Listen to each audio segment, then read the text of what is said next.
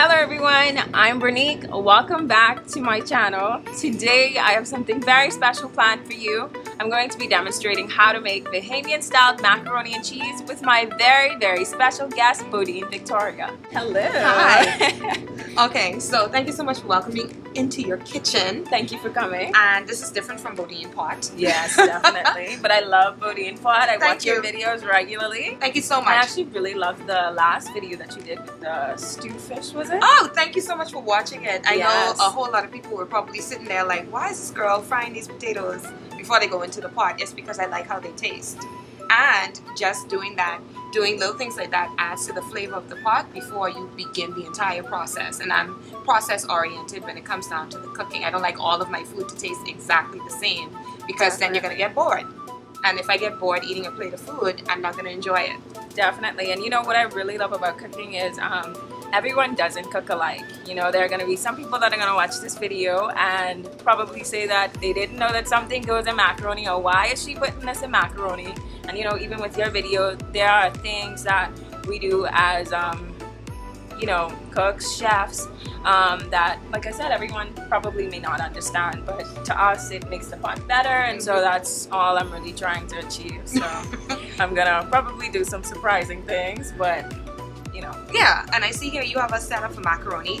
Truth of the matter is, Brinique called me and she's like, I want you to come, and I said okay, and she wanted to know, well, what are you comfortable doing? I'm like, you know what, people really want to see baked macaroni, and it's something that I have a sometimey hand for, like, and it's something that I also had a sometimey hand for. There are a lot of people, you know what made me laugh on the way driving here?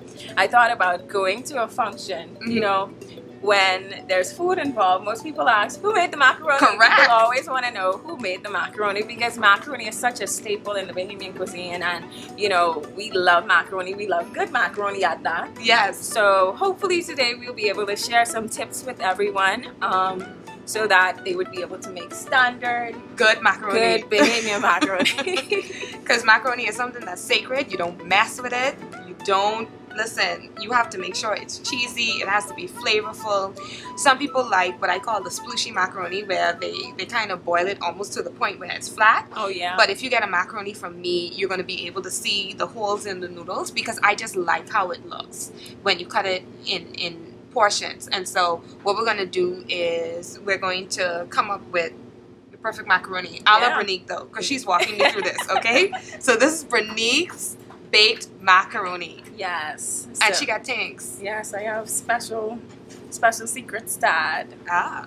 Okay, so let's cook. So now it's time to start prepping our ingredient. One thing we actually did not do as yet, what is very important, is salting our water. So I'm gonna use some pink Himalayan salt in our water that's just about coming to a boil.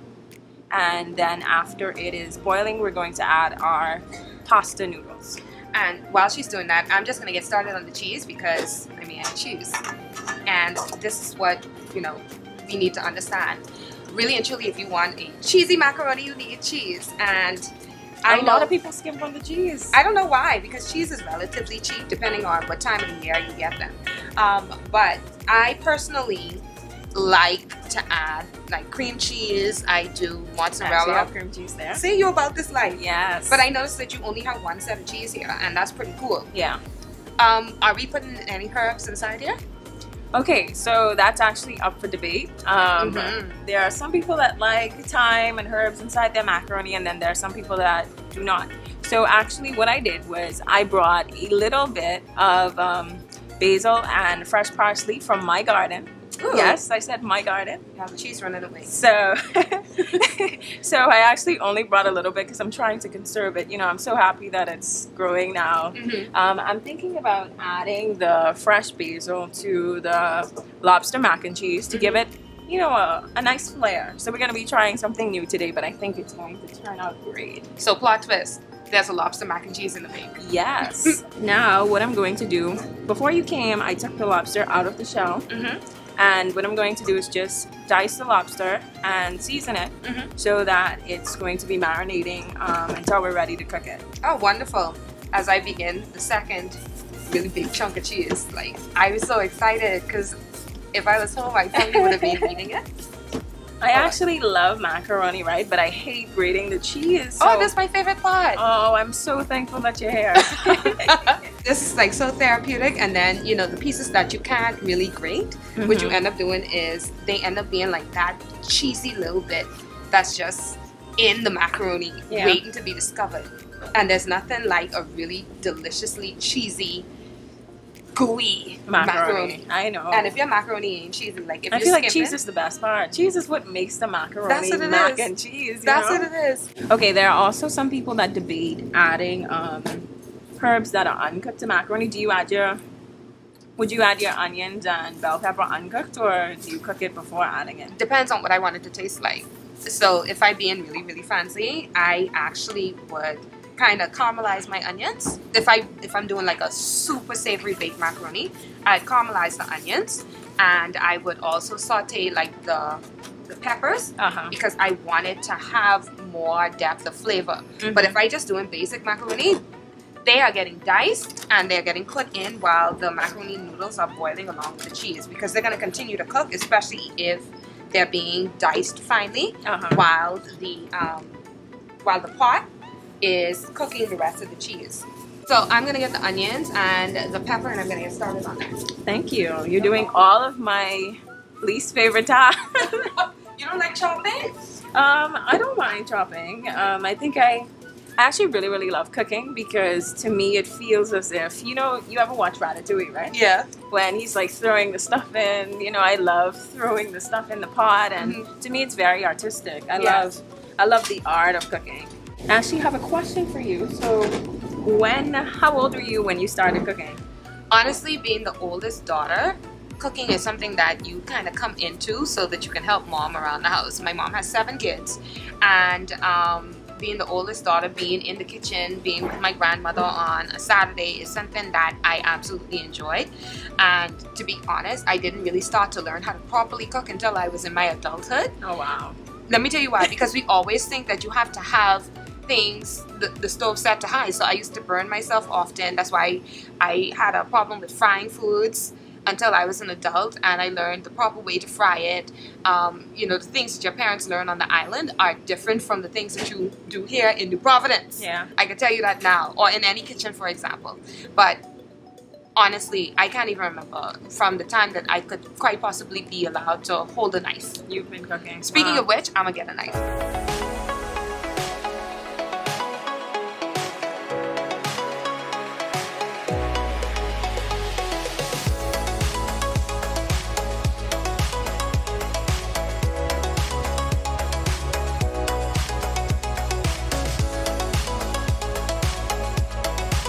Alright, so now that that's all done, we've diced the onions and the peppers. The macaroni is just about boiled. We have the sauce pot on because we're going to be caramelizing and sauteing the onions and the peppers just to give a little bit of depth of flavor. The lobster has marinated and the cheese has been grated.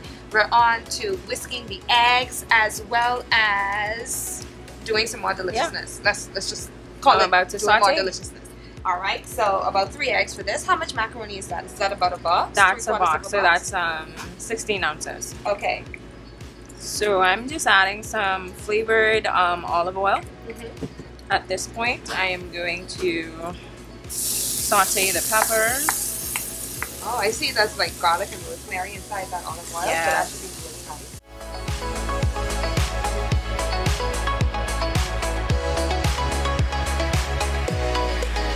Why am I whisking the eggs? Because I know most people just take the eggs and drop it in the pan when it's time. Well, you know, sometimes you see the egg white, the little eye of the egg in the macaroni. And I feel like that's because it wasn't properly incorporated into the mixture. And so definitely what I'd recommend is whisking the eggs prior to adding them into your macaroni, and that way it flows seamlessly with the sauce. Good to know. And it smells good. It does. Okay, so I'm just going to lightly season these. I feel like everything that you're, everything that you're doing with cooking is an opportunity to add another layer of flavor. So. And then you have the red pepper flakes as well. Yes. What I like is the use of the olive oil with the garlic and the rosemary, because what that does is it kind of gives you a little bit of a surprise while it's inside the pot, and I am all about surprises that are in the pot. That is... This is actually a garlic puree. So it's fresh garlic. And instead of cutting it up, I'll just use the garlic puree. My dad actually taught me not to be a recipe cook. So I feel like at the end of this, you're going to want a recipe from me, and I will put some measurements down below. But I want you to also just be mindful of the process. So with cooking, I feel like as long as you're tasting your pot along the way, I don't see how you can go wrong. No, you know? and you should. The next thing is, I realize that you're not using a whole lot of salt, and I can appreciate that, because one thing that I say on my show is you salt as you go, and especially if you're using marinated options, if you're using things like pasta, cheese, which has a whole lot of salt, and we have cream cheese and butter here. I don't know if this is salted butter or unsalted butter. Salted. Okay, good. All of those things have salt in them, and so you want to be careful that you're not raising the salt content of the meal that you're preparing by adding too much salt inadvertently. Oh, that looks really, really good. Yeah, so I'm actually just going to take this out now. I'm going to use the same pan for the lobster. So we would have already developed some flavor in the pan, so from the onions and the bell pepper. And then I'm going to add the lobster straight in here. And you know, actually, because I have a very... this is actually something that I used to cook with frequently. And have you ever used this? These are vegetable bouillon, right? Yes. Yes.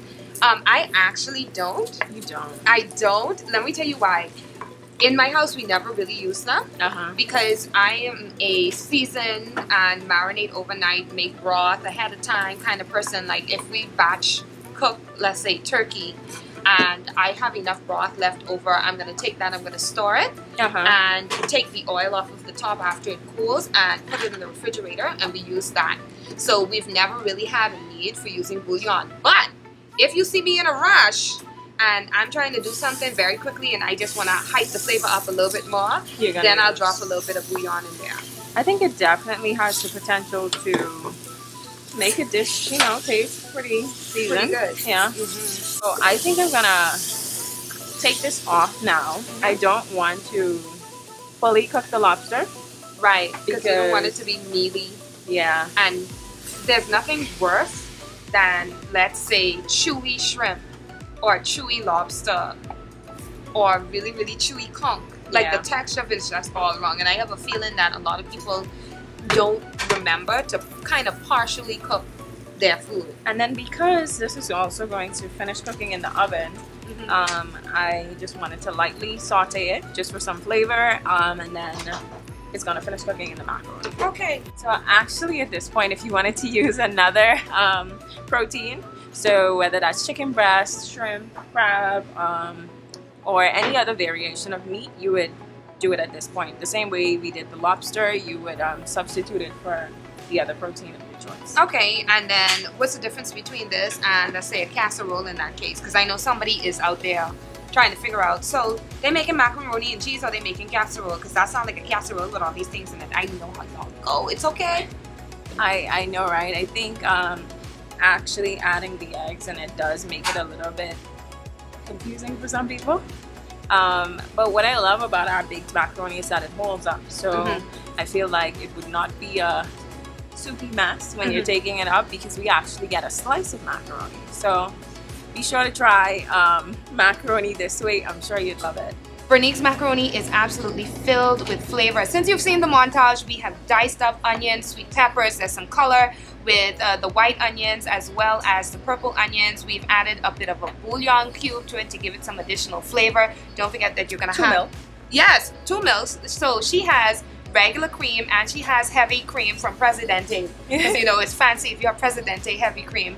And she's explained to me that the reason why you add the heavy cream and the cream is because the creamier the macaroni is, the more likely it is to actually retain the flavor. And we know that the flavor from food comes from the fats. We've added cream cheese and we've also added some butter to this, and those herbs that we talked about, they've been sauteed. You've seen us put in some pepper, and I'm just waiting to see the herbs go in there. Red pepper, pepper flakes, garlic paste, and also with adding the heavy cream, I like it because it's a full fat cream, So I think it has a lot more body than the traditional evaporated milk. So a lot of times with Bahamian macaroni, people typically use evaporated milk or regular whole milk, but I like to mix my stuff up.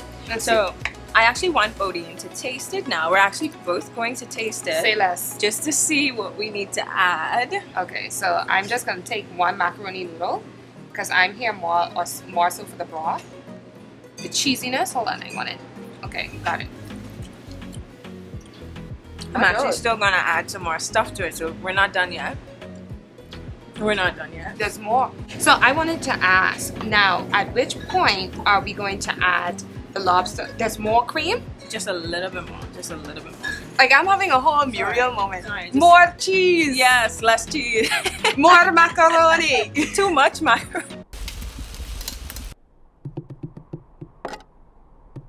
More macaroni. Less macaroni. More cheese. Too much macaroni. Oh, and at the end it was so funny. Yes. I hate macaroni and cheese. Oh my gosh, that's like my favorite cartoon excerpt. Really? Yeah. Yeah. I mean, it should be a chef's favorite. More cheese, Yeah. more macaroni. I love it. What I'm going to do is get a separate bowl. I'm going to add in fold in the lobster in half of the macaroni. And then I'm also going to fold in the basil. What I'm going to do is a special chef term. I'm going to chiffonade the basil. So that's when you roll the basil and you slice it. It's called chiffonade. So my dad would actually be very proud of me, but he's not listening at this point. So, But my hand on my chin because I'm like, that's so extra. yeah. But it's okay. And we have to, realize that on the culinary scene here in the Bahamas, you have persons that are taking traditional Bahamian foods and doing them their own way, putting their own spin on them. And so it goes with those of us that are coming back from abroad to college and the influences that we have from friends as well as family members, and it gives us a little bit something extra. We love like the original, but some people may just want the extra. And that's okay. That smells. You can actually smell the Ma'am, basil. I am Wolverine with my nose. I can smell that. That is so the basil good. just, I don't know. So at this point, what we want to do is, well, we just split the macaroni, and we're actually going to fold in the lobster and the eggs, and also the basil in the lobster mac and cheese. So I'm going to put the chopped basil. I'm also going to add all of the lobster. Fold this in. That looks so good. Hold on, let me pull my phone out. And put my phone out in the middle of your taping. These are the moments that matter. And we want everyone to keep in mind that this is one box of macaroni that has been essentially portioned into two. And you can get variations just by making a base macaroni, and then other things like Brinique mentioned earlier, you can put your chicken. If you want to do more of a veggie mac, you can do that. I'm quite sure this will taste really good with mushrooms. Yep. And I would say that with the heavy cream, you can also use cream of mushroom soup.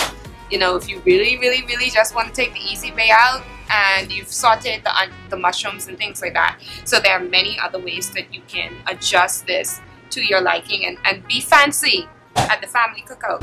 So for a full pan of macaroni, had we not split it, I would have baked it on a temperature of about 375 for, let's say, about 40 minutes. But we're gonna keep an eye on it. We're baking it in a convection oven, so it's different than the gas oven. And then also we're baking 2 separate small pans. Okay, so this is my ultimate favorite part of cooking. Don't you just love this part? Yes. Where we get to taste our wonderful creation. Actually, when it went into the oven, it just smells so nice. It does, and I can smell the basil as well as the cheese. And basil and cheese traditionally are perfect together. Perfect combination. Yes, so we are so excited to try. We actually did 3 styles of macaroni. We did the traditional Bahamian macaroni. We also did a eggless variation. Right. And then we did a special surprise with the lobster. Yes. I can't wait for it because they're all going to have 3 different tastes, even though they basically have the same base. And that is the versatility in this dish. So the first one we're going to try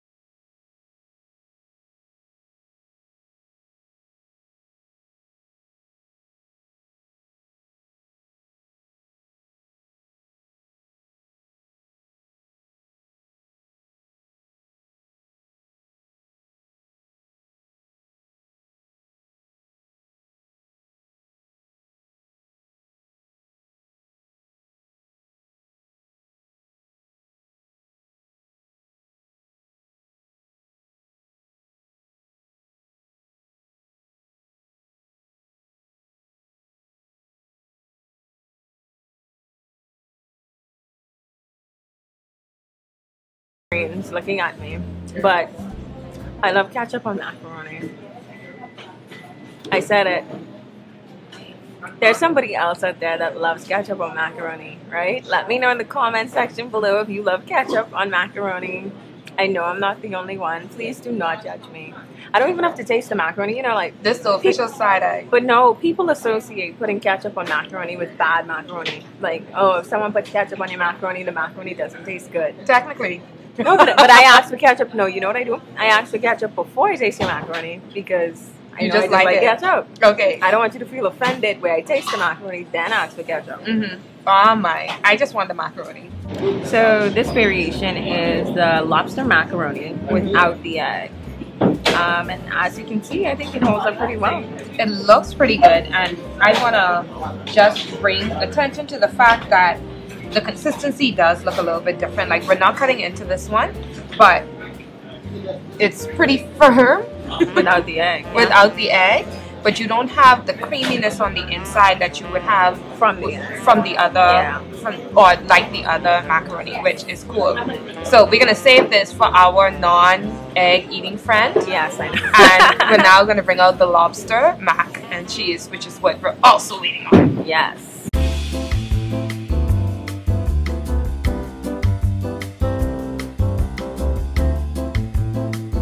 Well, looks great. Yes. Fancy lobster macaroni and cheese. Just cut into it. Let's just cut into it. I don't even know where to start. So oh my goodness. You want to try it? Girl, hold on. Let me. I want you have to. Mom? No, one cuts better. Yes. Let me just. I need y'all to see. This is like cutting into a cloud. That's how it's so light smooth and smooth it is. Turn that just a little bit. I'm trying to be so delicate. Oh my goodness. You have to remember, the longer that you let it set, the better it is for when it's time to share. But if you want to see all of the ooey gooey goodness, this is it. So this is the lobster mac we're about to dive in.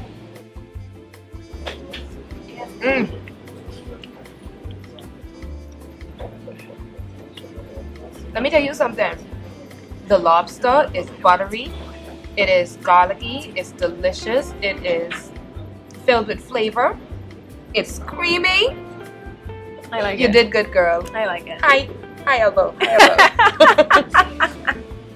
Listen, this is what we've been waiting for. Yeah. The lobster, it is filled with flavor. You can taste the garlic in it. You can taste the lobster flavor, but you can also taste like the caramelized onions, and the basil that you put in here is just enough not to overpower the entire dish.